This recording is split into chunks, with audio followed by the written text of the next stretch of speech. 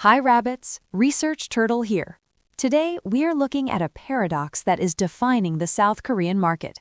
When you look at the macroeconomic indicators, you see a downward trend line hitting record lows, yet simultaneously, we see a destroyer cutting through the waves.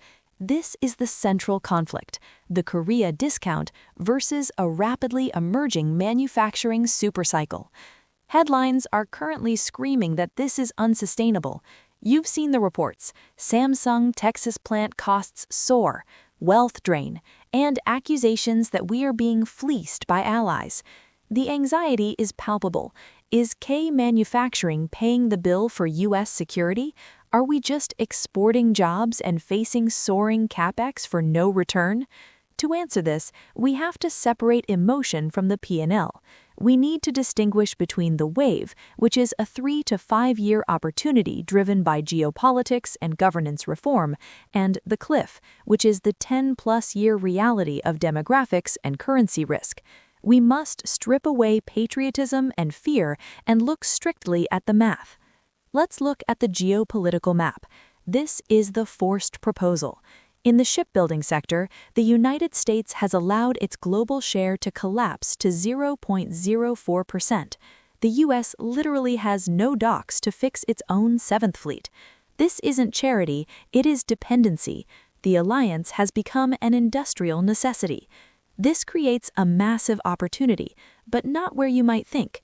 Building commercial ships yields low single-digit margins. The real money, the hidden gold mine, is in naval MRO, maintenance, repair, and overhaul. This is a market with margins around 15%. By combining Hanwha Ocean with the Philly shipyard, Korean companies are not just building ships, they are securing access to a $60 billion MRO market. The same logic applies to semiconductors. The $25 billion investment in the Texas fab is not just a factory. Think of it as the cost of admission or a toll booth. While the manufacturing penalty in the U.S. is high, it is the ticket to the AI club. The high margins on HBM AI chips for clients like NVIDIA act as the offset, balancing the books.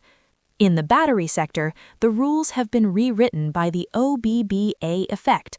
Korean companies are becoming winners by default, with the AMPC subsidy providing a profit driver of $35 per kilowatt-hour and Chinese competitors like CATL and BYD designated as prohibited foreign entities. The competition is effectively legislated out of the market. Domestically, the rules are changing too. We're seeing the end of the split and list era. With the Commercial Code Amendment of 2025, directors now face legal liability if they ignore shareholder value.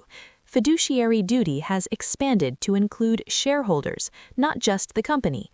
This combination of supercycle earnings and governance reform creates a golden window for re-rating between 2026 and 2029. We're looking at a potential multiple expansion from a 9x PE to a 12x PE. However, we must face the 10-year warning. Would you leave these stocks to your children? The answer is no. The demographic data is undeniable. We're staring at an economy without workers. The population pyramid is inverting, with the birth rate at a world lowest 0.72. By 2040, potential GDP growth heads towards 0%. Then there's the silent killer, currency.